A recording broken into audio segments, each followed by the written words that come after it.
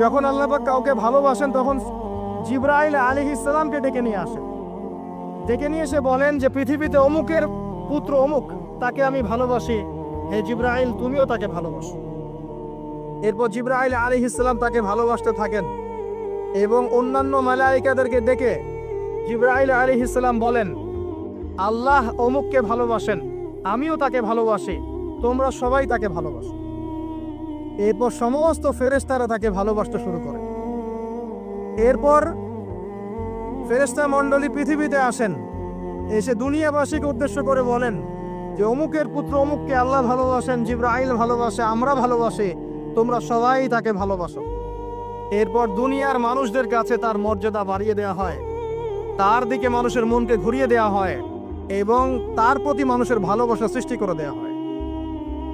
আল্লাহ পাকের নূর যখন আপনার ভিতরে আসবে, ইনশাআল্লাহ দেখবেন আল্লাহ রাব্বুল আলামিন আপনার হাতে তার দ্বীনের পতাকা দিবেন ইনশাআল্লাহু আযজা ওয়া জাল্লা।